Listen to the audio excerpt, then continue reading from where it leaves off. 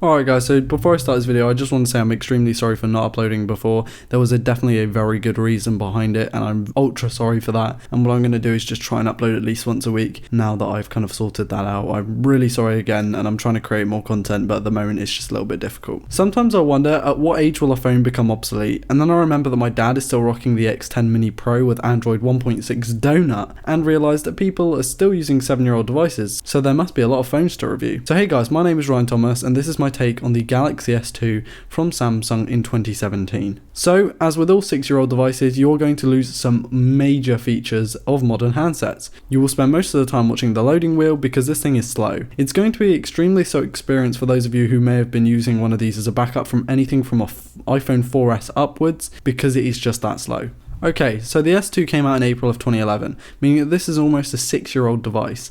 You can find these phones on eBay for around £20, but you'll want to pay anywhere from £10 to £15 for anything off of eBay because of what you're actually buying, and we'll get to that. If you've seen any Samsung smartphone, you've pretty much seen them all. The classic off-screen capacitive buttons flanking the physical home button, standard lock button and volume rocker on the right and left side respectively, and the camera top center of the back of the phone. This was typical old Samsung mobile, and so the phone has rather shockingly tacky plastic and a construction consisting of some shiny chromy pieces of plastic. The benefit of old Samsung mobile is that you can actually get the awesome trio of the removable back, removable battery and expandable micro SD card storage.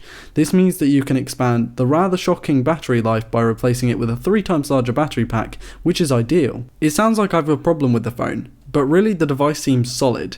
And the evidence of that is the fact that these things are still around and you can still buy them. They're still running, so they're lasting a long time. The screen on this device is a 4.3-inch 480 by 800 display. Not just that, but it's an AMOLED screen. That's right, the 6-year-old Galaxy S2 has a Super AMOLED screen. But it gets better. The Samsung Galaxy S, yeah, the original phone that was released 7 years ago, that thing has a Super AMOLED screen too.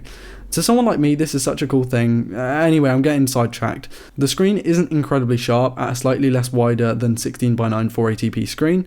If you do the maths, 800 by 2 gives you your 16, and 480 by 2 gives you your 9.6, which makes it a screen ratio of 16 by 9.6. Either way, the display isn't the sharpest ever, and as a result, the display elements such as menus might not look so clear if you have more than a couple of sentences filling the screen. And fun fact, YouTube videos will be capped too due to the lower screen. The camera on paper isn't too bad, but because the S2 I used was so used, the camera produced some fairly blurry and steamed up images. Not only that, but it's not incredibly sharp for an 8 megapixel sensor. That's right, it has capable of shooting images at the same resolution as the iPhone 6, but they're nowhere near as good. With an aperture of f2.6, you're not going to get the most bokeh-licious shots, and the low light performance is pretty bad when accompanied with a 1/3.2-inch sensor. It shoots 1080p video at 30 FPS. It's never going to match the performance of even an S4, but it's not actually that bad. I'd say it's a decent amount better than any phone you'll find for under £40. The second camera isn't the worst in the world, and I have a fun fact for you. The 6-year-old Samsung device's front-facing shooter is capable of shooting a higher resolution photo than the iPhone 6. Yeah, that's 2 megapixels over 1.2 megapixels on the S2. Yet it only shoots 480p video at 30 FPS, which is rather disappointing. The performance. The Exynos 4210 dual-core chip isn't quite as capable as the Apple A9 dual-core chip. It's Samsung's in-house chip, so it was probably battling the Snapdragon chip at the time for the title of the best system on a chip. This, along with only 1GB of RAM, means you're not really going to have a lot of headroom for multitasking. This means that swapping between applications, which is done by holding down the home button by the way, isn't the most efficient ever. And that's just it. I found so much hanging and lagging, everything felt unresponsive, and it didn't make the experience feel good. So for performance, I cannot recommend this thing for anything other than really texting. On top of that, the software is bloated. Whilst the quick menu was responsive, there was a lot of software that was installed on the device from a factory reset. Now the apps on the home screens are the ones I've installed. The rest came from factory reset as quote-unquote bloatware. The device is actually running Android 4.1.2, which is Jelly Bean. This is the latest the S2 can go officially, as the device came stock with 2.3.4 Gingerbread back in the day.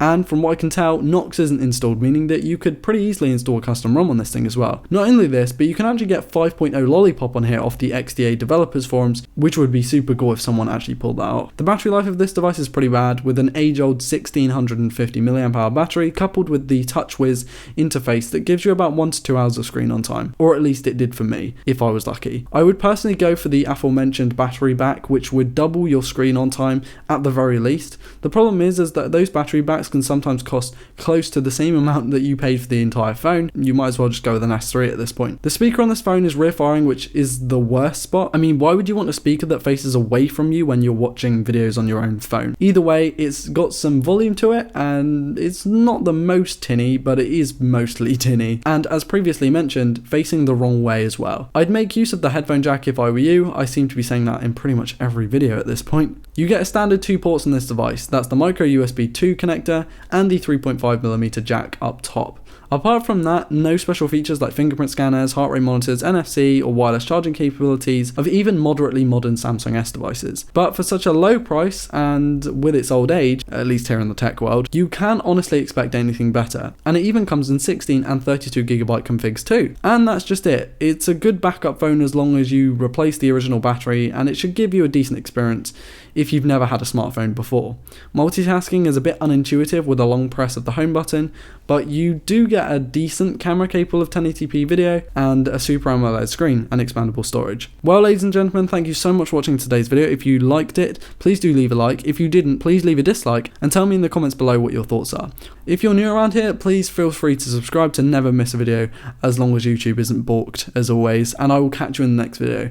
Again, just before I end this, I want to say a thank you to everyone who's really supported me and watched my videos. I am going through some pretty tough times at the moment, and just stay patient, guys. I should be uploading. I'm not giving up on YouTube, not giving up making content for you guys. And no, I'm not stressed out from YouTube. It's nothing to do with that. It's just give me some time. So this video is probably going to go up on a Wednesday or a Thursday. But I want to thank you again so much. You know, all those people who like, dislike, even when you dislike, when you leave a comment, because you're interacting with the videos, which not only makes me see, you know, whether I should upload videos similar to this or not, but also it kind of boosts the rankings of the video. To be quite frank with you, it does boost the rankings with interactions. So thank you so much, you guys, and I will see you in the next video. Peace.